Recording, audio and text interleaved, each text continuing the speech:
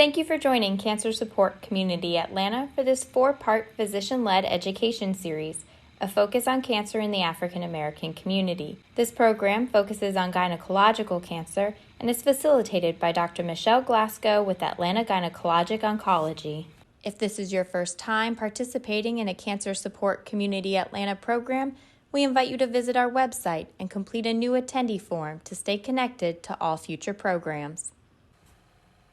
Welcome everyone to the first installment of the 4-part series of Focus on Cancer in the African American Community, with today's program focusing on gynecological cancers. I'm Katie Armsby, the Program Outreach Director with Cancer Support Community Atlanta. Cancer Support Community Atlanta continues to offer free support programs virtually to those affected by cancer, which does include a gynecologic support group. That support group meets virtually monthly and is facilitated by a licensed mental health professional. We invite you to visit Cancer Support Community Atlanta website, cscatlanta.org, where you can find a complete schedule of the virtual events available. You can also register for the remaining 3 physician-led programs in the series at our website. Again, that's cscatlanta.org.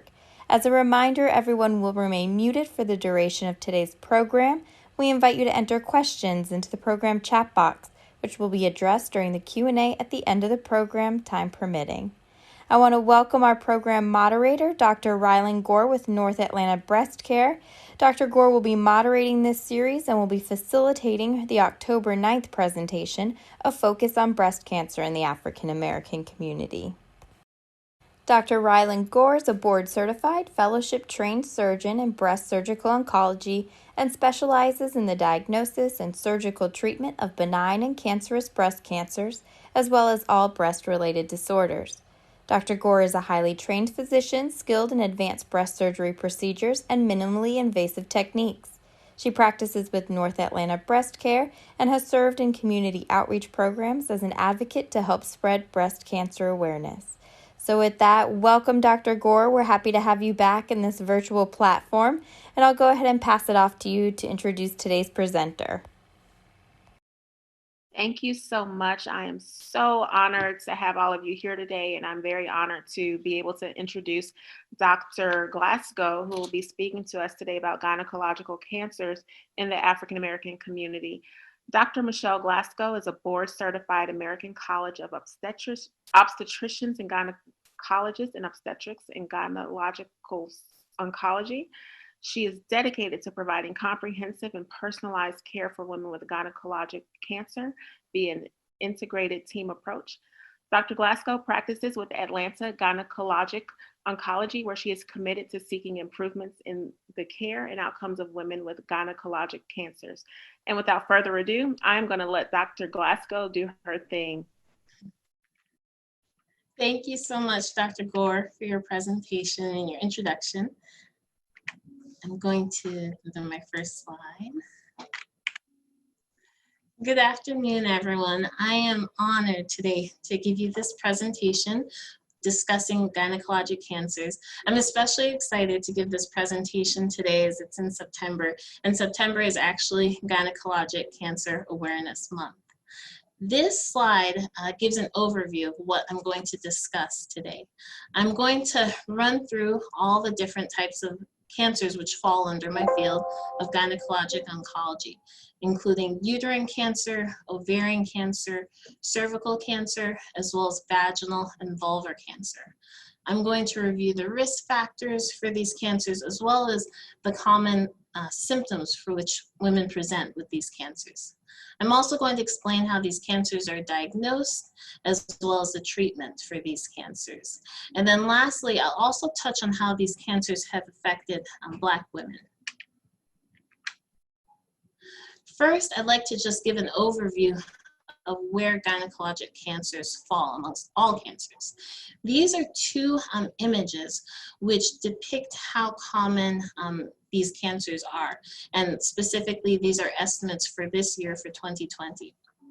So as you can see here, uterine cancer is the fourth most common cancer among women, following breast cancer, lung cancer, colon cancer, and uterine cancer. It's estimated that this year there will be over 65,000 cases of uterine cancer diagnosed in the United States.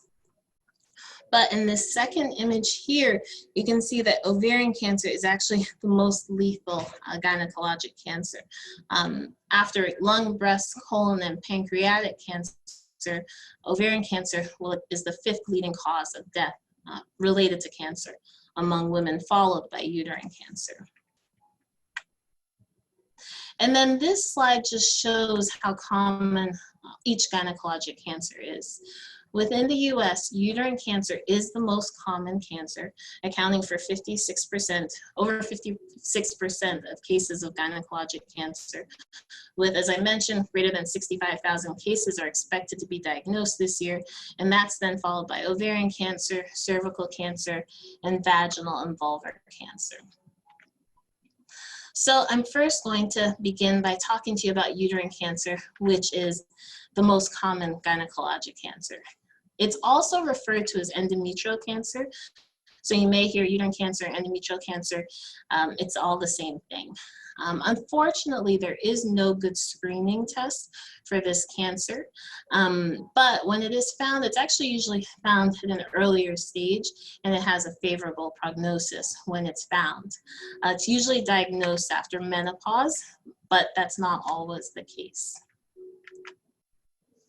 In terms of the risk factors for uterine cancer, for the more common types of uterine cancer, the risk really relates to an excess of estrogen levels in a woman's body compared with progesterone. Just to review briefly, one of the roles of estrogen is to increase growth of the lining of the uterus, and progesterone counteracts that effect of estrogen on the lining of the uterus. So when there are higher levels of estrogen, the lining of the uterus, the cells there just keep growing and growing and growing, and then there is a higher chance of precancerous changes occurring in the cells in the lining of the uterus, and then cancer as well. So there are certain populations of women where we see this higher increased levels of estrogen. One of the most common groups where we see uterine cancer form are actually in women who are overweight and obese. I would actually say that this is one of the #1 risk factors for uterine cancer. And the reason for that is because fatty tissue secretes hormones which are converted into estrogen. And in women who are, for example, have gone through menopause, they're no longer producing progesterone, then that higher excess level of estrogen will then stimulate again the lining of the uterus to grow and grow and eventually become cancerous. This is also the reason why we see uterine cancer more in younger women. Younger women who have a BMI or a body mass index greater than 30 are especially at a higher risk for developing uterine cancer. Women who also don't ovulate normally are at risk for developing uterine cancer. And again, the reason is because their ovaries are secreting estrogen, but they're not producing adequate levels of progesterone. So again, the estrogen is having this effect on the uterine lining. This is seen in women who have conditions such as PCOS, polycystic ovarian syndrome, as well as in women who are approaching menopause, where they're bleeding for longer periods of time because of the higher levels of estrogen, but they're not having that progesterone, which is impacting their lining as well. Other populations where we see uterine cancer develop because of excess levels of estrogen are also in women who are only on estrogen for hormone replacement therapy as opposed to estrogen and progesterone. And again, it's the same reason. Women who have not undergone a hysterectomy, who still have a uterus and are on hormone replacement therapy should really receive hormone replacement therapy, which includes both estrogen and progesterone, because that progesterone is critical in terms of protecting the lining of the uterus from the effects of estrogen and then from developing a uterine cancer. Another situation where we'll see uterine cancer develop is in women, specifically women who've gone through menopause, who are on tamoxifen for their breast cancer. In women who've gone through menopause, tamoxifen actually acts like estrogen. So they'll have that effect of stimulating the lining of the uterus. But once women are off tamoxifen, that risk of uterine cancer actually decreases. Uterine cancer can also run in families. There are certain syndromes where genes which have mutations are passed on to women. And when I say mutations, I mean that there are changes in some of the cells of their body which increase their risk of uterine cancer, as well as other cancers. And it's really important to point out that these gene mutations, they can be passed on from either a woman's father or her mother. The most common syndrome, which is associated with uterine cancer, is Lynch syndrome. The risk of uterine cancer with Lynch syndrome is 60%, but it increases the risk of many other cancers, specifically colon cancer, as well as ovarian cancer. And in this chart here, you can see that the risk of ovarian, uterine, and colon cancer in women with Lynch syndrome is much higher than the risk in other populations. Another syndrome which increases the risk of uterine cancer is Cowden syndrome, which is associated with other cancers, including breast, thyroid, colon, and kidney cancers, as well as different lesions on the skin and fibroids. And then the BRCA mutation is often discussed in OBGYN and gynecology, and that is associated with the hereditary breast and ovarian cancer syndrome, but it can also increase the risk of some types of uterine cancer. But I'll discuss this syndrome a little bit later in the presentation. In terms of the symptoms of uterine cancer, the most common symptom with which women present is abnormal bleeding. And it could be anything outside the norm. Most commonly, we'll see this bleeding in women who went through menopause about 5, 10, 15, 20 years ago, and all of a sudden they have a period for a week. That's not normal. And that is one of the most common signs of uterine cancer. But also, like I mentioned, patients who are approaching menopause and who are bleeding abnormally for years as their periods slowly transition are also at risk for developing uterine cancer. And then in younger women, women who have bleeding in between periods or whose periods are very long. A normal period may be a week or less, but for women who are bleeding for 14, 21 days, they're also at higher risk of developing uterine cancer. Sometimes uterine cancer will be found by accident. A patient may undergo a CT scan for let's say some abdominal pain, and a uterine mass will be found, and that will lead to the diagnosis of uterine cancer.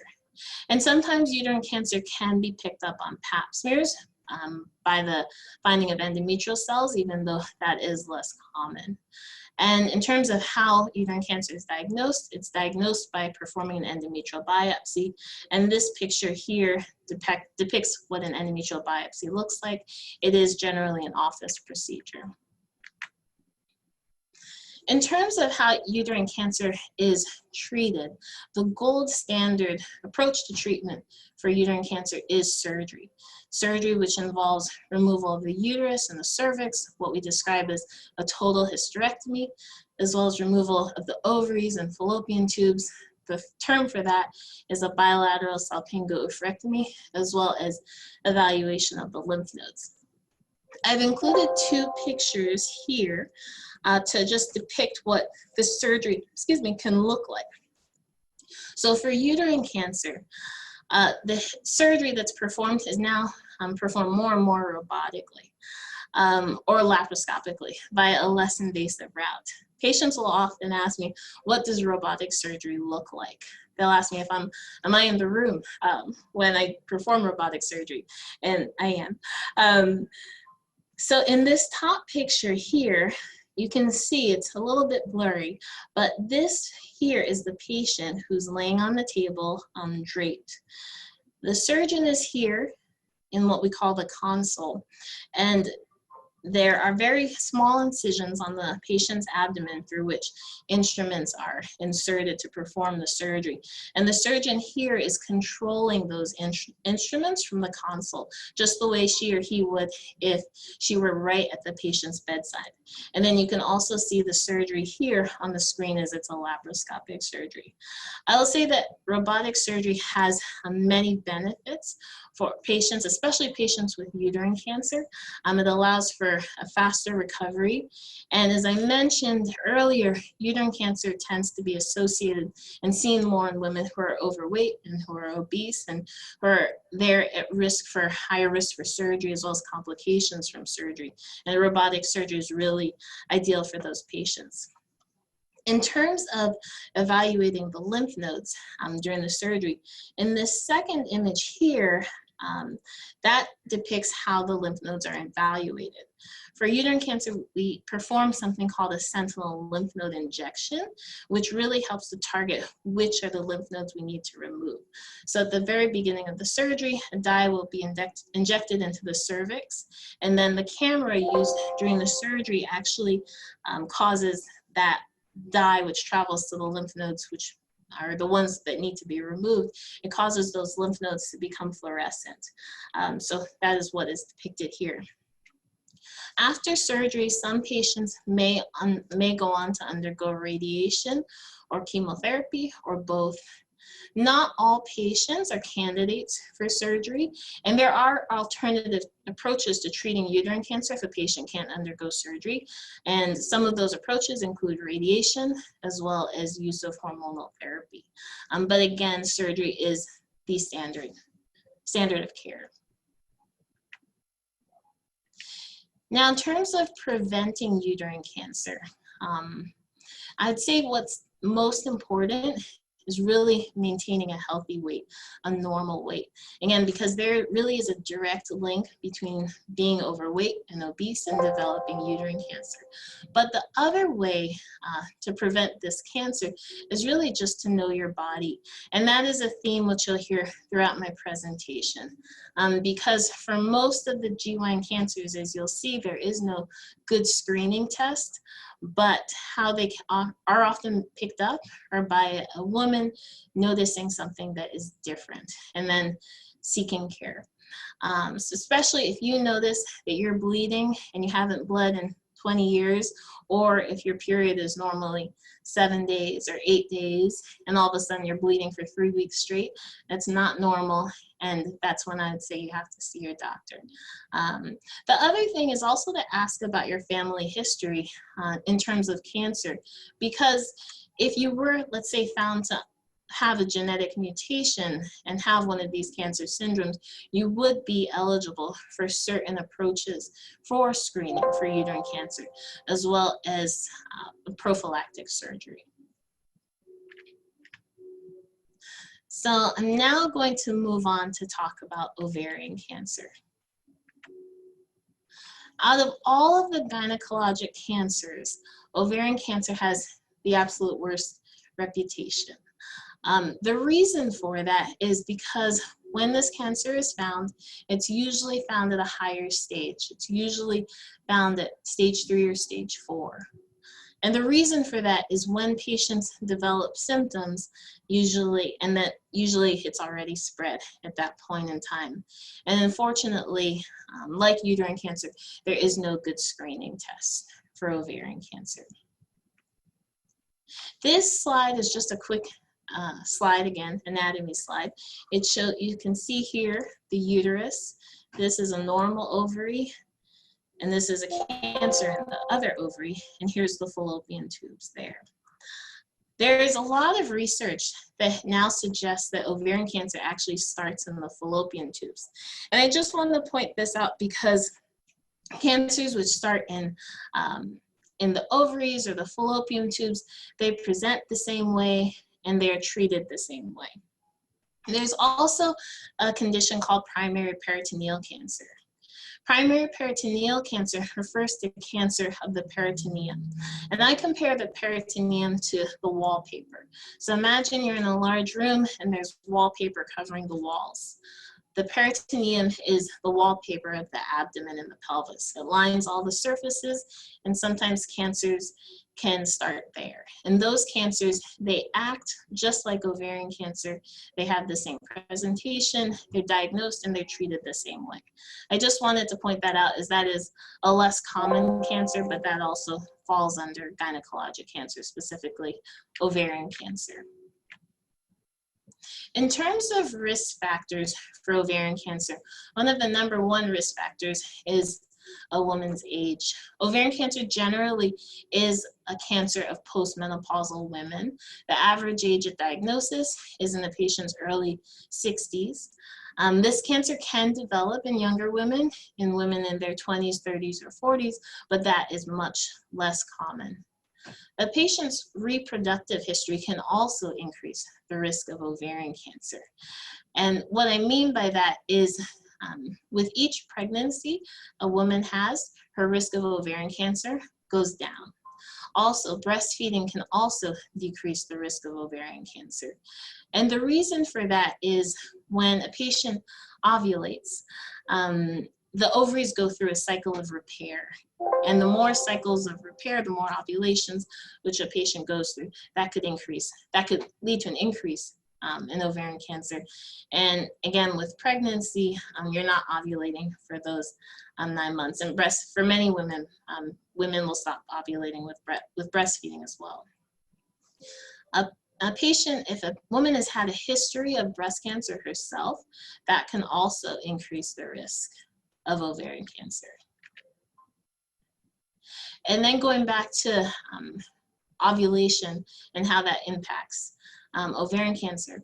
Women who have been on birth control at some point in their life will have a lower risk of ovarian cancer. Essentially, the longer a woman has been on birth control, the lower her risk of ovarian cancer is. And again, it's that same mechanism related to not ovulating. Women who have had their tubes tied or have undergone a tubal ligation may also be at a lower risk of ovarian cancer. And part of that is thought to be because of the thought that ovarian cancers start in the fallopian tubes. I'll tell you that a lot of OBGYNs have now moved towards removing the fallopian tubes in their entirety when a patient decides she'd like to undergo tubal ligation rather than tying them. They'll just remove them. Another risk factor for ovarian cancer is use of fertility drugs.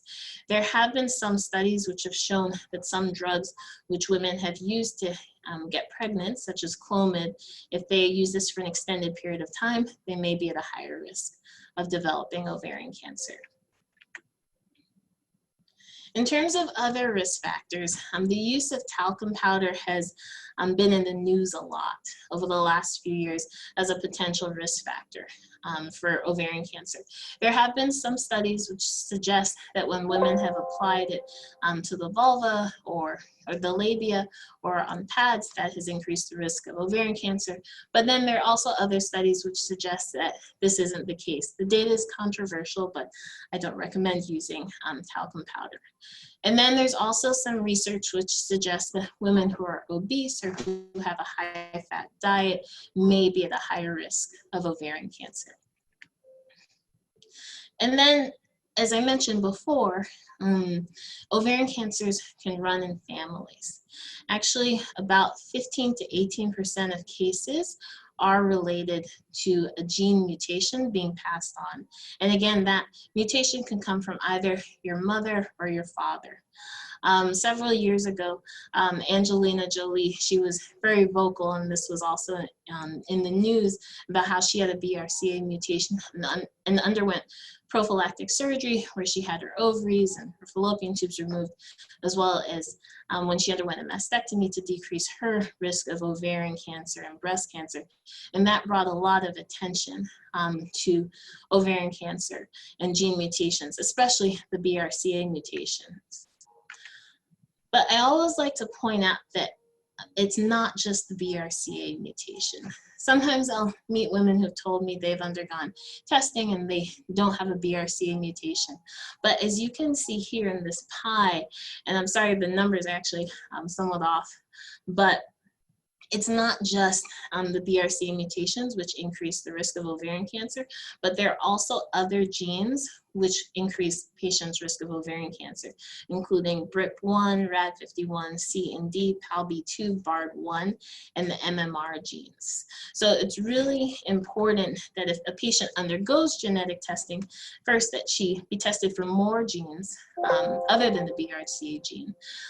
But the other thing is, again, just asking about your family history, because you may not have a family history of ovarian cancer, but you may have had a relative who had pancreatic cancer or colon cancer or breast cancer, which could be related to one of these genetic syndromes and which could increase your risk of ovarian cancer.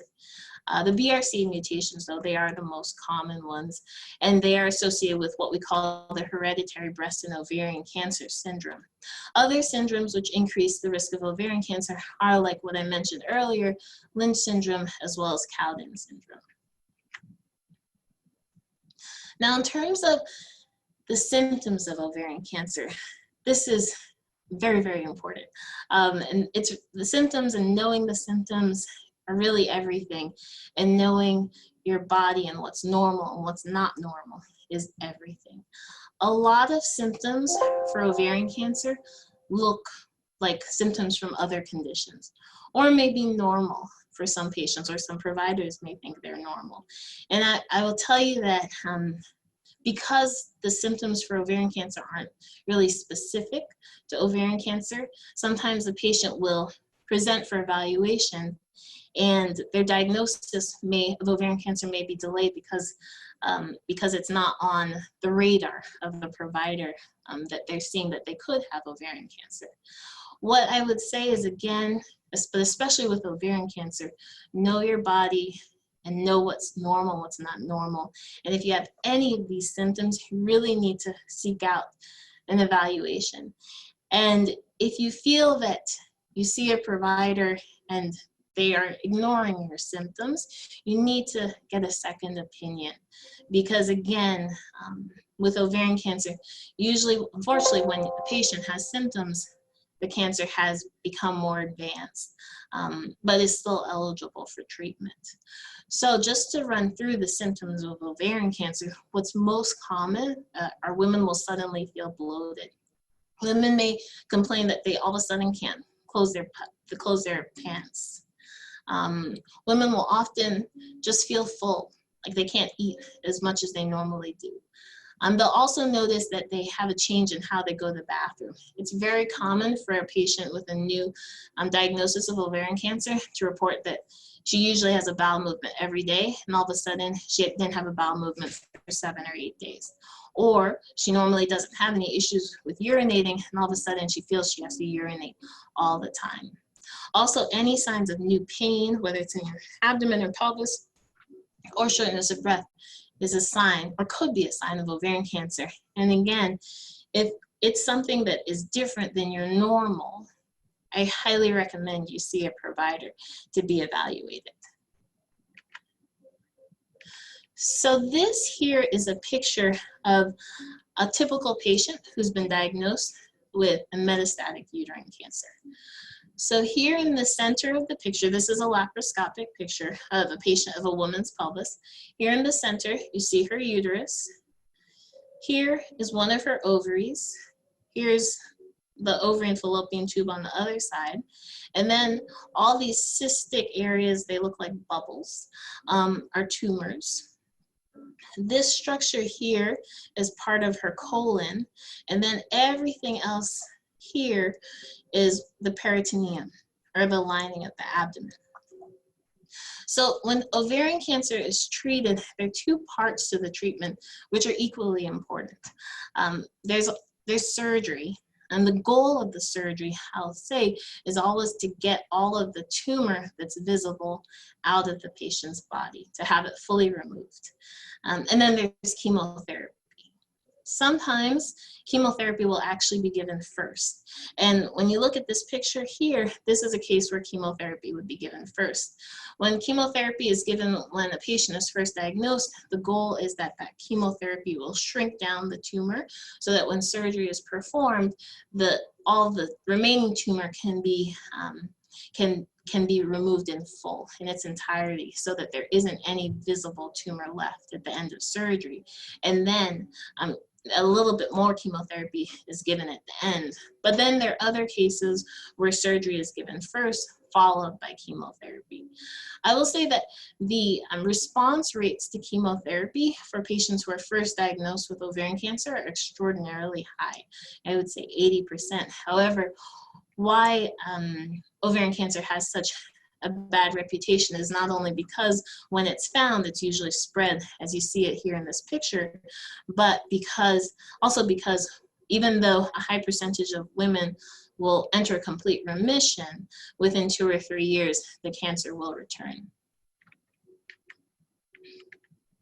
In terms of prevention of ovarian cancer, again, unfortunately, we don't have any screening tests, but knowing your body, knowing what's normal and what's abnormal is everything. If you notice something new, and if it's been going on for a week or 2 weeks, and you're worried, you have to see a provider. And again, if you feel your symptoms are being ignored, there's nothing wrong with ever getting a second opinion. Also, again, knowing your family history, asking about whether anyone in your family has had cancers is really important, because if you were to be diagnosed with a gene mutation or one of these genetic syndromes, you may be a candidate for some of the limited screening strategies which we have, which are right now only reserved for those patients who are at very, very high risk of ovarian cancer. So now we're going to switch gears, and we're going to talk about cervical cancer. Cervical cancer refers to cancers which start in the cells lining the cervix. So here's another anatomy slide. The cervix is the lower part of the uterus, which connects the uterus here to the vagina. When I meet a new patient who's been diagnosed with cancer, one of the most common questions that patients will ask me is, when did this cancer begin? And in most cases, I can't answer that question. I say, we don't know. But cervical cancer is actually unique in that there's a series of precancerous changes which occur in the cervix before cervical cancer develops. Cervical cancer, actually, it doesn't develop overnight, and the precancerous changes which can be found can be treated before the cancer develops. And those precancerous changes are found on pap smears.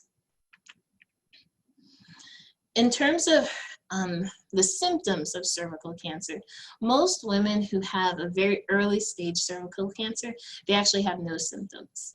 The cancer may be found just because of an abnormal pap smear. But when patients do have symptoms, there's a higher likelihood that their cancer is at a higher stage. The symptoms which women present with cervical cancer often will include bleeding, especially bleeding after having intercourse, which is not normal, or bleeding in between periods. A lot of women will also complain of a very foul-smelling vaginal discharge. Women may also note that they've had some change in how they have bowel movements or how they urinate. Another symptom of cervical cancer is some new type of pelvic pain, or even back pain on one side of their back especially. And again, fortunately, when patients actually have symptoms from cervical cancer, there's a higher likelihood that it is at a more advanced stage. The HPV virus, or the human papilloma virus, is the cause of most cases of cervical cancer. This virus is transmitted through skin-to-skin contact, usually via having intercourse. There are more than 150 different types of HPV viruses, but there are certain types which are considered to be low risk and cause genital warts, and then there are other types which are considered to be high risk and are more likely to cause cancer. And again, most patients who are infected with HPV will never have any symptoms. HPV is very, very, very, very, very common. There's a lot of stigma around this virus, but I tell patients that at least 80% of both men and women, I think more, will have some exposure to HPV virus at some point during their lifetime. This virus, it can only really be detected on pap smears, and it can't be treated, the virus itself, but the precancerous changes which it causes can be treated. And I think it's really important to point out that having the infection doesn't mean that you will have cancer or you will develop it in the future. Most patients with HPV will clear the virus on their own, but those patients whose HPV virus just persists for years and years and years, or those patients, of course, who develop precancerous changes because of the virus, which don't get treated, are more likely to develop cervical cancer in the future. In terms of risk factors for cervical cancer, not getting screened, not getting your pap smear is really the biggest risk factor, because a pap smear can pick up a precancerous change in the cervix related to HPV, which could be treated and to help prevent cervical cancer from developing. Another really big risk factor for cervical cancer is smoking. Women who smoke are about twice as likely as non-smokers to get cervical cancer. Cervical cancer is also seen more in women who have a weak immune system, where they are just less likely to be able to fight off the virus. So for example, women who have HIV or women who are on medications for a chronic autoimmune disease, for example, like lupus, or for women who have undergone an organ transplant or on medications to suppress their immune system from rejecting that organ, these women are at higher risk for developing HPV infections and cervical cancer. This is an image of a pelvic exam. So cervical cancer can be detected, or cervical cancer, screening is detected with pap smears. So I'm just going to explain this image in more detail. This is a side view of a woman undergoing a pelvic exam. So this is a metal device here. It's called a speculum. It goes inside the vagina, and it allows the provider to see the cervix, which again is the bottom part of the uterus. Now this is an image here of what the provider sees when they actually looking in the speculum. And this is a picture of a pap smear being collected with this swab here, where it's swabbing off some of the cells from the cervix. I really want to point out here that this is a pelvic exam, but a pelvic exam and a pap smear aren't the same thing. The pap smear is what is collecting the cells, or sampling the cells from the surface of the cervix. The phrase co-testing is frequently used when discussing cervical cancer screening. Co-testing refers to performing the pap smear as well as the HPV test. The pap smear collects the cells from the surface of the cervix, and then those cells are reviewed by a pathologist who will state whether there are any abnormalities noted. But then the HPV test is when the cells are collected from the surface of the cervix and are tested for the actual HPV virus. And then when both the pap smear or the pap test and the HPV test are performed at the same time, that's what is referred to as co-testing. So these images here just give a brief summary of the general screening guidelines for cervical cancer with pap smears. So pap smears should not start until a woman turns 21 years old. And then between the ages of 21 and 29, she should undergo pap smears alone every 3 years. For women in this age group, the HPV test is performed if the pap smear is abnormal, but it's not otherwise performed routinely. And then between the ages of 30 and 65, co-testing is performed. And there are different recommendations about how frequently the co-testing should be performed, but generally it's every 3 to 5 years. And then once a woman turns age 65, generally her screening with pap smears will stop. But there are a few exceptions to this rule. So As you can see from the previous slide, there isn't any recommendation for a patient to undergo a pap smear every year. But there are certain women who are at higher risk. So for example, women who have HIV or have undergone an organ transplant who may actually need to be screened more often, like every year, because of their higher risk of developing cervical cancer. And that would be a discussion between this patient, this woman, and her provider. But screening, it's recommended that screening not be performed in certain situations. So as I mentioned, after the age of 65, a woman would stop screening. If a patient has undergone a total hysterectomy, which is again removal of the uterus and the cervix, and she hasn't had any very abnormal pap smears in the past, she can stop her pap smears after that. So essentially, if she's had a hysterectomy and doesn't have any issues with abnormal pap smears, she doesn't need any follow-up pap smears in the future. But if she previously did have an abnormal pap smear that was more severe, she may need to continue screening for at least 20 years after she was diagnosed with that abnormal pap smear and underwent treatment, even if that goes beyond the age of 65. Additionally, if a woman has undergone what we call a supracervical hysterectomy, so removal of the uterus only, but she still has her cervix, then she also has to continue undergoing her routine pap smears per the guidelines. And again, no woman should really have a pap smear every year unless her last pap smear was abnormal and she needs a follow-up pap smear. In terms of preventing cervical cancer, I think this is a really unique cancer because we have the HPV vaccine.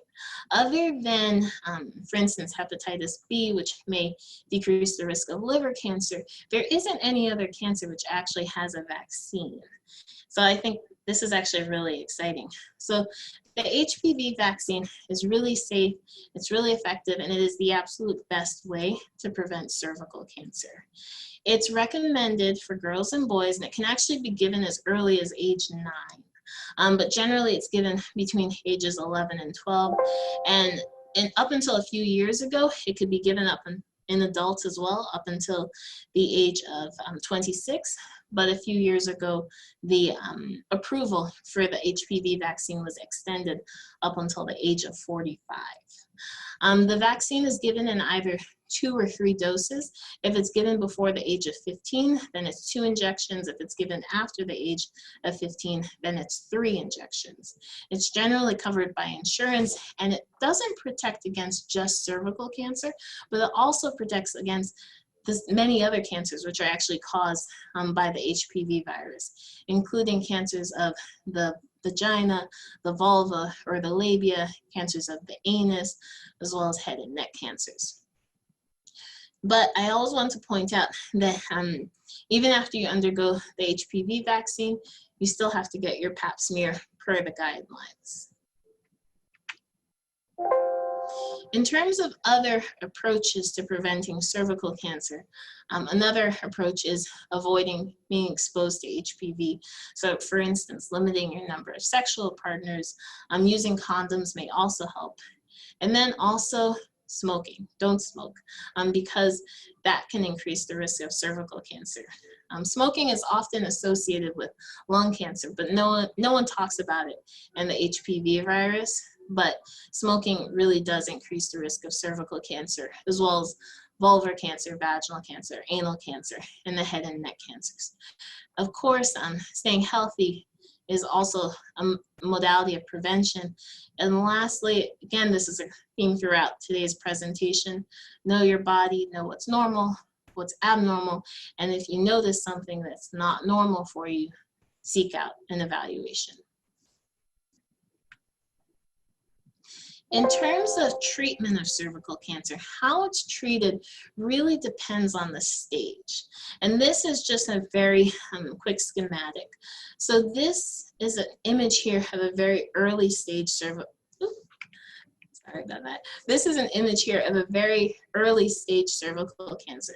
So you can see here, this is the cancer here. It's very small. Patients who have an early stage cervical cancer are candidates for surgery. They undergo a hysterectomy, but what's described as a radical hysterectomy. So in this picture here, you can see a radical hysterectomy involves removal of the uterus, as well as the cervix, as well as the tissue that surrounds the cervix, which is called the parametria, and the top of the vagina. We also remove the fallopian tubes with a radical hysterectomy. If the ovaries appear normal and the patient has not undergone menopause, we'll often leave the ovaries, but if the woman has undergone menopause, then we'll remove the ovaries at the time of the radical hysterectomy. But for patients who have a larger cancer, which is either spread outside of the cervix, as you can see here, into the parametria, or if the cancer has spread to the lymph nodes, those patients do not undergo surgery, but rather they undergo radiation and chemotherapy. The reason for that is because even if they underwent surgery, when it spreads to these areas, there are often cancerous cells that end up being left behind. And the patients may need radiation after the surgery either way. And this approach to giving radiation with chemotherapy, it can actually be curative for patients with a higher stage cervical cancer. And it works better than surgery in these patients. This image here is a planning guide for cervical cancer, for radiation. And I just want to point it out because a lot of patients have a lot of concerns and reservations and hesitancy about undergoing radiation. When radiation is given, it's really the primary source of treatment, and the chemotherapy is a very low dose of chemotherapy, which actually just makes the radiation work better. In this scenario, or with this cancer, the chemotherapy isn't directly treating the cancer. But here, you can see that there are all these different colored lines. And what it represents is that radiation has really come a far way in the last 20 years or so, where the treatments are really targeted and directed so that the tumor receives the maximum dose of radiation and the normal tissues receive very minimal doses. And the benefit of this approach to radiation, which is so targeted, as you can see in this image here, is that it's very effective, obviously, in treating the tumor, but it really minimizes the long-term side effects of radiation. So now I'm going to spend just a few minutes talking about vulvar cancer and vaginal cancer. Vulvar cancer and vaginal cancer, they are very, very rare, but they're actually, unfortunately, becoming more common. The risk factor profile for these cancers overlaps with the risk factors for cervical cancer because these cancers are also related to the HPV virus. So women who've had a history of genital warts or abnormal pap smears are at higher risk of these cancers. Also women who smoke or who have a weaker immune system. And then also women who've had conditions like lichen sclerosis or chronic changes to the skin of the labia are also at higher risk for these cancers.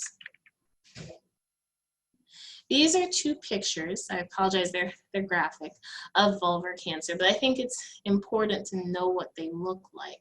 So these are two pictures of two women and their labia. This is a small cancer here, and this is a large cancer here. In terms of the symptoms with which women present for vulvar cancer, itching of the labia is one of the most common symptoms. Some women may actually feel a mass or their skin being thicker. Some women experience pain. Some women also will experience some abnormal bleeding or discharge or an odor or discomfort when they have intercourse. And vaginal cancer has similar symptoms. I think it's important to show these pictures because this is a cancer which you can see. You could hold up a mirror and look at your labia.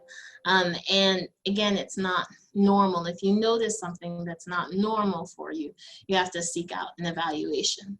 In terms of how it's diagnosed, it's diagnosed by biopsy, which is also usually performed in the office.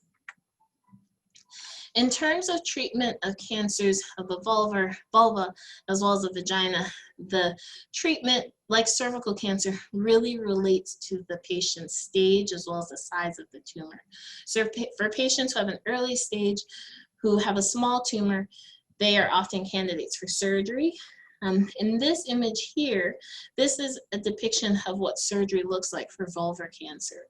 So surgery for vulvar cancer, it includes what we call a radical vulvectomy, which means removing the tumor, but also a large area of skin around it, as well as evaluating and sampling lymph nodes in the groin. I will say that these surgeries, they change the patient's appearance. They are disfiguring surgeries, but they can be curative. But for patients who are a higher stage, who have larger tumors, or where the cancer has spread to the lymph nodes, like cervical cancer, these patients are treated also with radiation and chemotherapy. And here in this bottom image, you can see a treatment plan for a patient who's going to undergo radiation for vulvar cancer. So I'm going to spend the next few minutes just talking about the impact of these cancers on Black women today. I'm first going to show this slide again. So at the beginning of the presentation, I showed you what the frequency was of GYN cancers among all women, but this slide is dedicated to Black women, and these are estimates from last year, from 2019. So again, in terms of new cases of cancer, uterine cancer is again the fourth most common cancer among Black women, following breast, lung, and colon cancer. But in terms of deaths and death from cancer, you can see that almost all of I'd say the three most common gynecologic cancers, uterine cancer, ovarian cancer, and cervical cancer, really account for a large proportion of cancer deaths among Black women. In terms of uterine cancer, until recently, Black women actually had a lower incidence of uterine cancer compared to white women.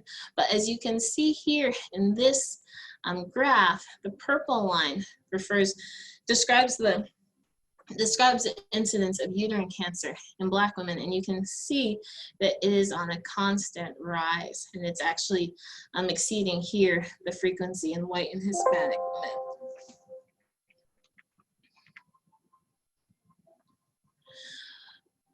But what I really want to point out is that the mortality rate from uterine cancer in Black women really, really exceeds the mortality rate from uterine cancer in other races. So this here depicts, again, mortality rate, and the rate of Black women dying is just much, much higher.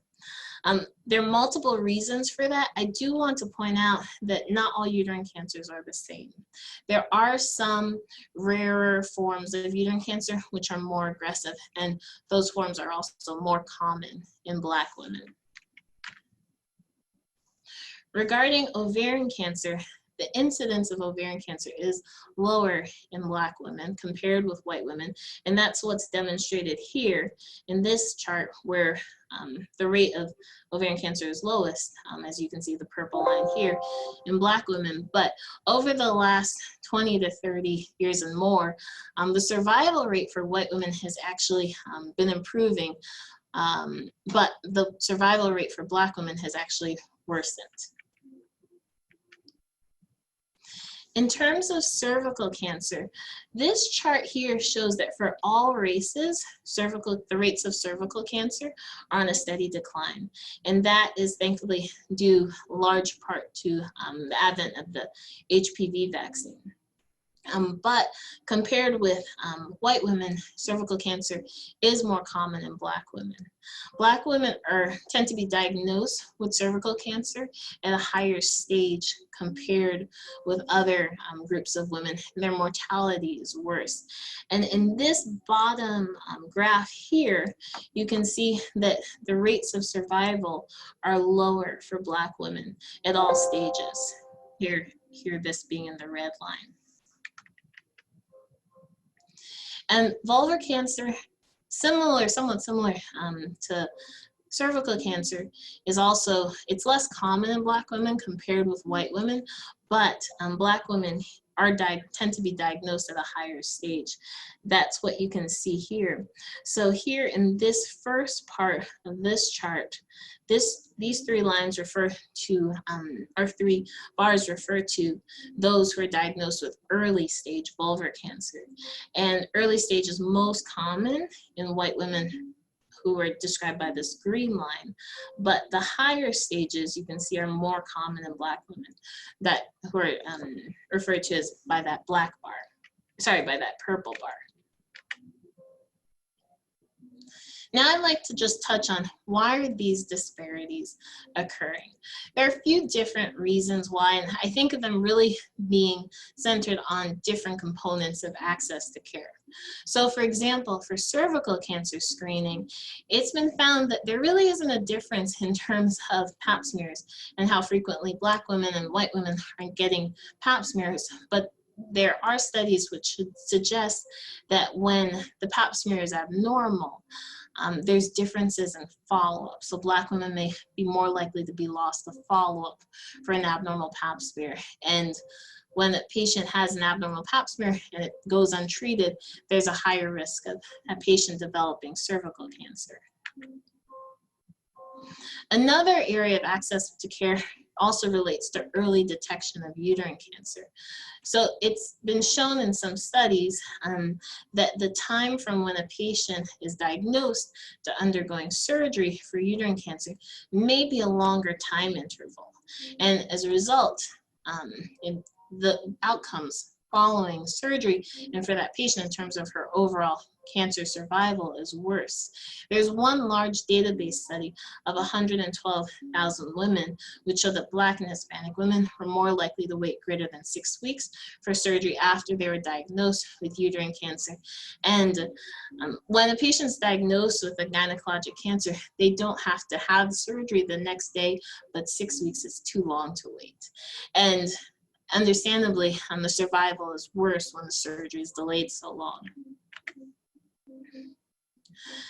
Another area of access to care which could relate to some of these disparities is genetic testing. As I mentioned, ovarian cancer as well as uterine cancer, a small percentage of cases may run in families, and if they're found before in terms of a patient having a syndrome via genetic testing, they may be eligible for some types of screening as well as like a prophylactic surgery.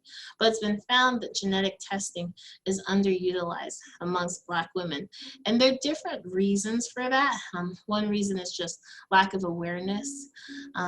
Some patients may be skeptical or have just multiple questions and concerns regarding genetic testing, and they may also just fear being discriminated against if they are found to have a positive test. There's also concerns also regarding insurance coverage. Another facet of access to care is the quality of care.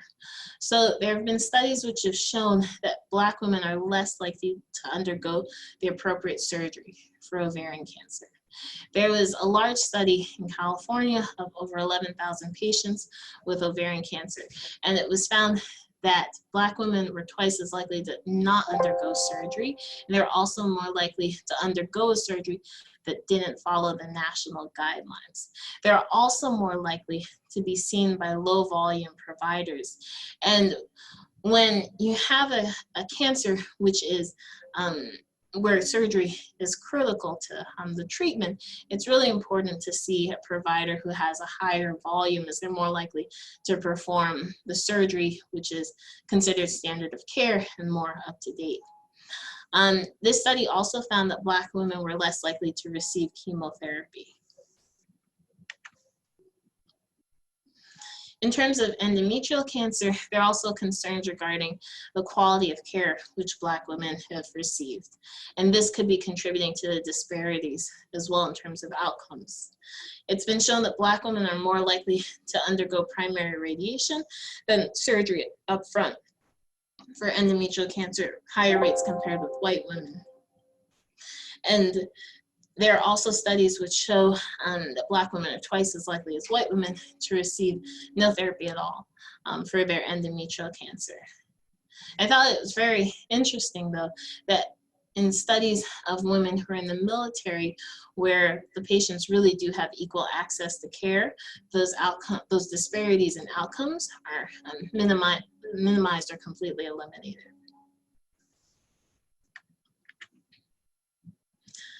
And lastly, other medical conditions also impact these disparities. So regarding endometrial cancer, as I mentioned, the most common types of endometrial cancers are actually directly related to women being overweight and obese. And we know that amongst Black women, out of all populations, they're at a higher risk of being overweight and obese. But these conditions, obesity specifically, are associated with a higher incidence of diabetes as well as hypertension. And in terms of survival, these other conditions can affect their overall survival, because a patient with, let's say, an early stage endometrial cancer or uterine cancer, she probably won't die from her uterine cancer, but she may have a massive heart attack, which could then impact her survival. But also, these comorbid conditions can also affect cancer-specific survival in a few different ways. Patients who are obese and have multiple medical conditions, they may not, especially if they have diabetes, which is not well controlled, they may not be able to have surgery right away because they're not well enough to have surgery. So their surgery may be delayed, or they may not even be candidates for surgery. I know that a lot of the reasons I've gone through in terms of disparities are really systemic issues that are hard to address right away. But there are things that you can do starting today to decrease your risk of gynecologic cancers.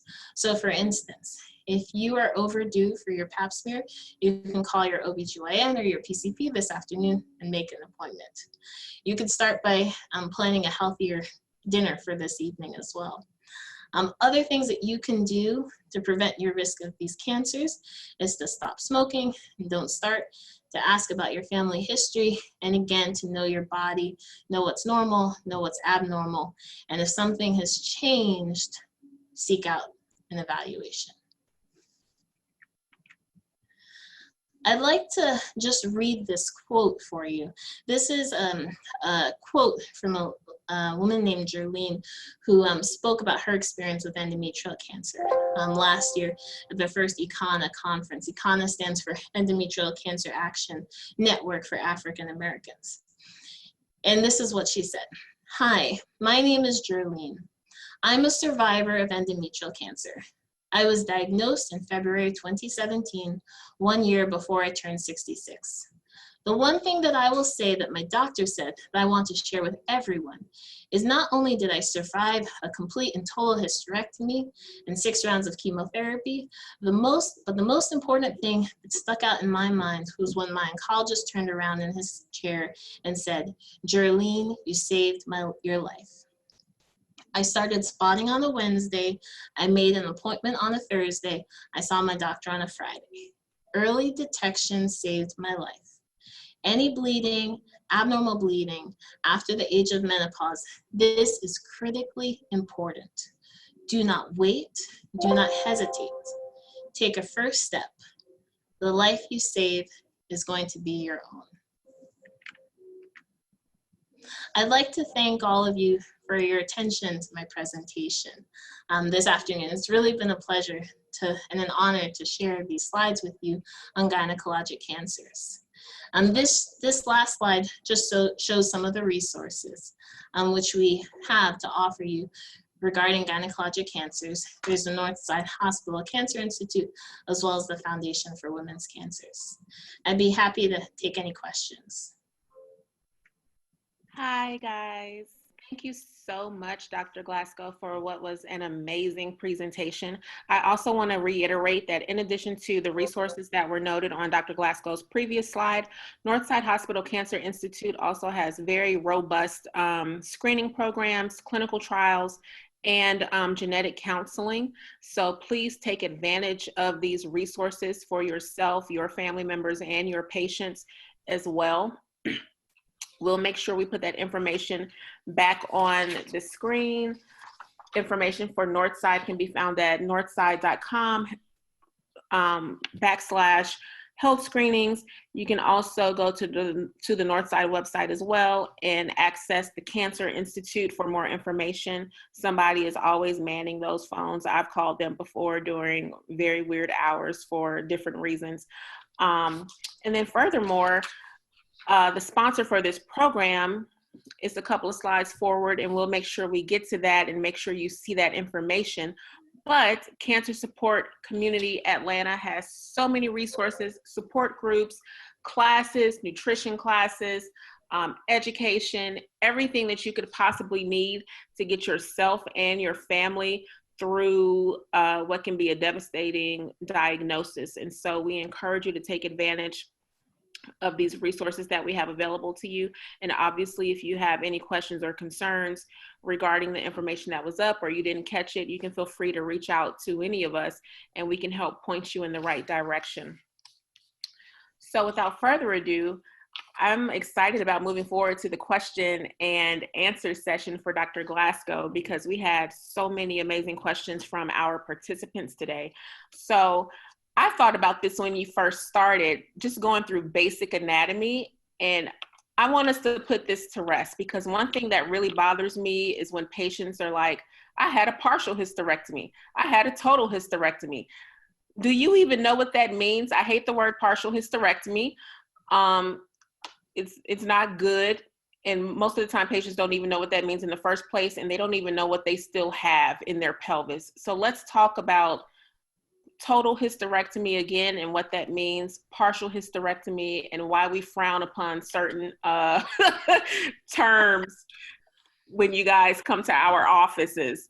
Yeah, that is an awesome question. I talk about that several times a day.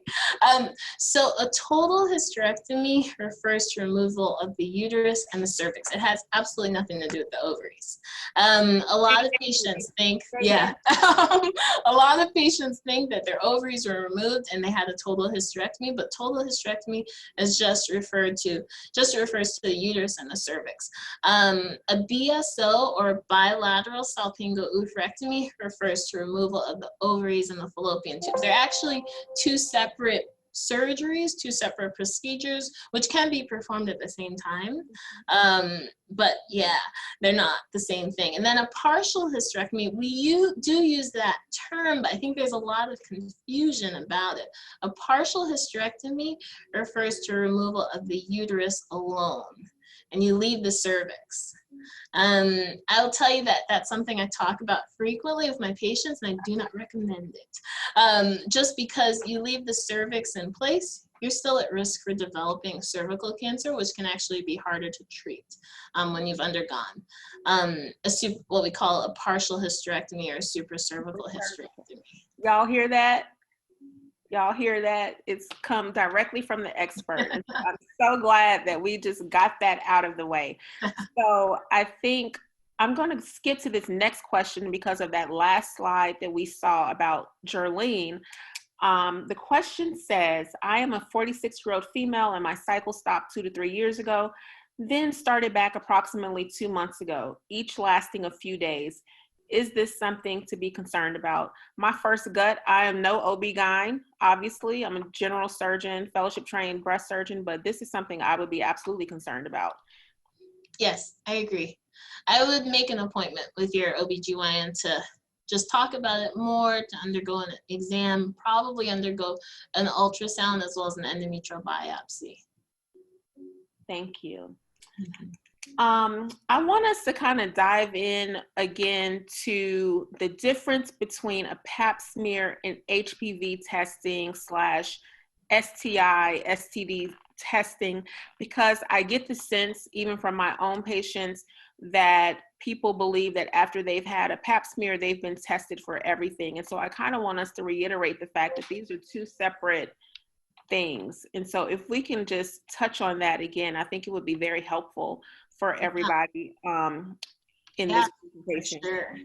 Yeah, I'd like to add one more thing to what you're just asking about, as well as clarification. I really want to emphasize that a pelvic exam is not a pap smear. Because a lot of women I'll see, and they'll come to me after being seen in the ER, and they'll say, I just had my pap smear 2 weeks ago when I was in the ER.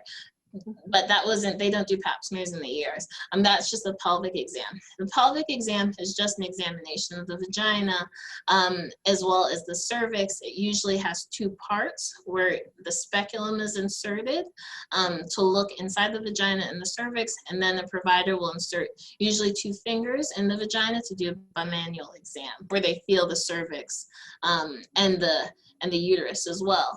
The pap smear is a test of the cells of the surface of the cervix, where they're examined under a microscope to see if there are any abnormalities in the cells. The HPV test itself is just a test to see whether the virus is present in those cells. And then there are different tests also for other STDs like gonorrhea and chlamydia, for example, which are used or tested via insertion of other swabs into the cervix. Sometimes they actually can all be tested with one swab with some companies.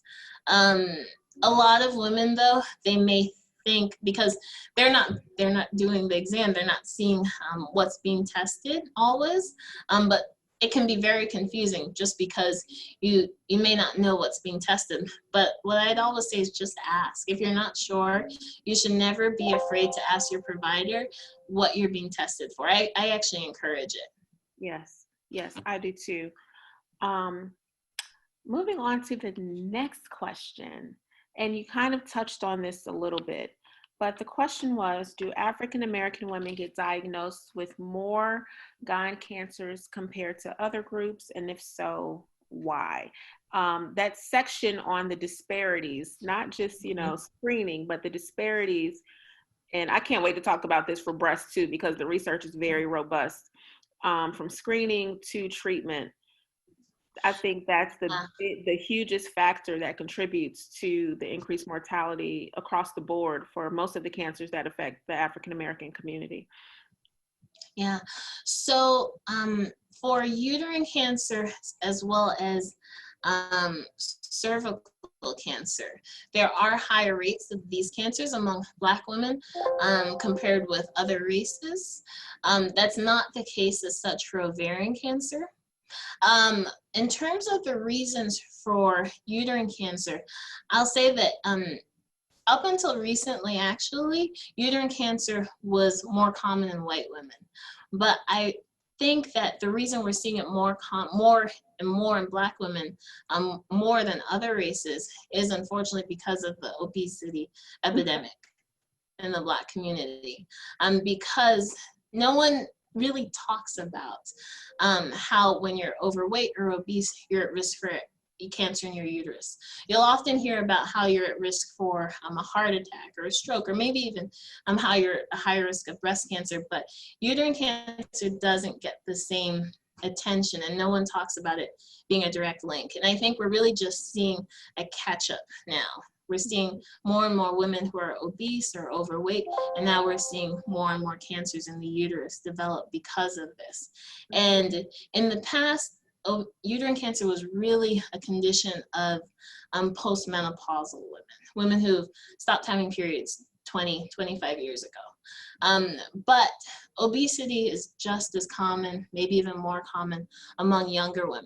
And I'm seeing uterine cancers in women who are 20 and 30 years old because of their weight.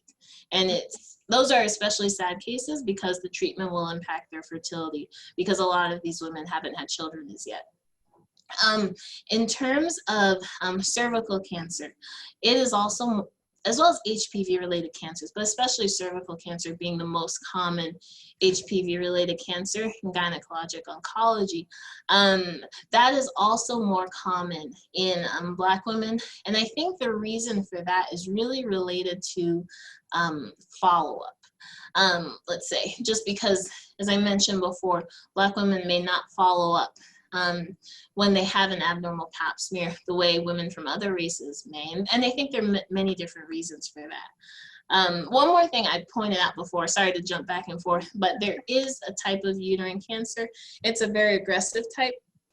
It's called uterine serous cancer, which actually acts like ovarian cancer, which is also more common in Black women, but no one knows exactly why as yet.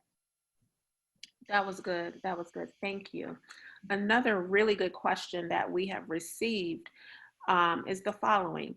Does having fibroids increase your risk of developing any of these types of gynecological cancers? So there is one very, very rare type of cancer, which is related to fibroids. It's called a leiomyosarcoma. And it's very rare though. It occurs in maybe 1 or 2% of cases of uterine cancer. I will tell you that when women undergo surgery for fibroids, what I strongly recommend is that there's a procedure called morcellation. And there's actually an FDA black box warning on this procedure now, but some women may still undergo it in some ways. And I do not recommend that procedure for surgical treatment of fibroids. What morcellation means, and part of the goal of it, is when patients have fibroids, especially I see this more in Black women where fibroids are more common, these fibroids are large. I've seen fibroids like the size of watermelons. And that can mean a big incision when you have surgery. And no one wants a big incision. And morcellation, the goal of that is to use smaller incisions to remove a fibroid. And what that means is an instrument's inserted into your abdomen, which will remove the fibroids in kind of strips. And what that means is you're breaking it up. Leiomyosarcoma is very rare, but unfortunately it's often diagnosed in women who've undergone this procedure where there's morcellation, which occurs. And it's a rare cancer and an aggressive cancer though as well. And when it's removed in pieces, then it's automatically being already spread. So I recommend that if a patient is going to undergo a surgery for fibroids, whether it be a hysterectomy or a myomectomy, where it's just the fibroids alone being removed, those fibroids need to come out in one piece. And unfortunately, if it means you're going to have a bigger incision, I recommend that you have that bigger incision. Because if there is a cancer, the chances of it being cancerous are extraordinarily low. But if there is a cancer and it's brought out in pieces, that's already just worsened your survival tenfold. Yep. Thank you. And I think we're going to do, actually, there are 2 last questions that are very good. The first one, if someone is married or in a monogamous relationship, is the HPV vaccine necessary? I know that this is something that we can take as men and women up to the age of 45. What are you telling your patients when this question comes up? It's a difficult question to answer, but what I tell patients is that unfortunately, you don't know who your partner may have been with before they were with you. And I hate to say that, but that's unfortunately the truth. And they may have just had one other partner, but that's one other partner with whom they could have been exposed to the virus. And then on the flip side, life is also unpredictable. And I still recommend the HPV vaccine for patients who are in a monogamous relationship, who are married or who have no other, or who only have one partner, just because it's still protective. And another question that has just popped up, which I think is important to touch on as well. Sexual health after a cancer diagnosis. And so the question is essentially asking, this patient has had breast cancer before and a cream was suggested for vaginal dryness. What can we do, especially when somebody has already had a prior breast cancer diagnosis and now they're dealing with these other side effects from their treatments? I know personally, I just don't recommend any kind of hormone-based lubricants for my patients, especially when they have strongly estrogen and progesterone positive tumors, because you're increasing your risk for this happening again. We have Astrolube and so many other things that we use. My patients who are also on endocrine therapy to prevent this from happening. So what guidance are you giving your patients? First, I'd really like to thank whoever asked this question. I thank you for speaking up, because I really encourage patients who have had cancer just to talk about their concerns regarding their sexuality. A lot of patients feel embarrassed or uncomfortable, and this is after you've gone through cancer, you are still a person and your sexuality is still part of you, and I encourage you to talk about it with someone. And it may not be the one you think you'll talk about, but talk about it with a provider. So I really thank you for asking that question. In terms of hormone replacement therapy and specifically lubricants, I do have patients who have breast cancer who may be seeing me more so like for follow-up because they have a gene mutation as well. But I always tell them first to just talk with their breast oncologist or their medical oncologist about whether they can take any hormones. And if they say no, and I think it's very reasonable, there are other options. There's so many options. And I will tell patients that's particularly for vaginal dryness, unfortunately, sometimes it's doing a trial and error. But they're over-the-counter options. They're actually options that are in your own kitchen. Patients always give me a look when I say that, but a lot of women have actually found success using like coconut oil or olive oil when having intercourse for vaginal dryness, the same ones that you cook with, or vitamin E oil. There is another agent which is non-hormonal, which you can order online. It's called Reverie, which is Revaree. A lot of my patients have found a lot of success with that as well. But what I would say is just ask. And I really thank and applaud the patient or the woman who asked that question today. And I've had patients that have also dabbled in some, check with your physicians, make sure you're not breaking laws whatever state you're in, but patients that have CBD based lubricants as well that have worked wonders for their lives. And I guess the guidance would be the same for a patient that has had a hysterectomy and also breast cancer diagnosis. I missed that last part of the question where the patient has specifically said, I feel a lot of Black women don't get hysterectomies because they are afraid of this dryness during sex. And so I would imagine that the guidance would be the same, whether you had a hysterectomy or not. It's still important. And I tell women, because some women will express concern to me, can I have sex after a hysterectomy? And yes, you can. You have to wait 6 to 8 weeks, but you can. Yeah. Not trying to blow that cuff, ladies. Nope. Don't have sex too soon. Okay? You have to wait. Us surgeons start getting calls about free air, and we don't like that. So make sure. One more thing I'd like to add is that some women, they tell me they really want to. They actually, when we're talking about a hysterectomy, I say, we're going to remove your cervix. And they say, yeah, we're going to remove your cervix. And I say, yes, because there's a lot out there that suggests that leaving the cervix in place, so doing a supracervical hysterectomy will not impact your sexual function. Women will still have orgasms the same. And they've actually done research on that, which shows that that's not the case. Women who've had a supracervical hysterectomy or total hysterectomy with removal of the cervix, those women, they can still go on to have just normal, or what was normal for them before in terms of their sexual function and orgasms. And I tell women that is not a reason to leave the cervix in place. And I think this last question is absolutely amazing. And considering we have this 4-part series on cancer in the African-American community, I think I'm going to round out each session with this question because it's so timely, giving everything that has happened.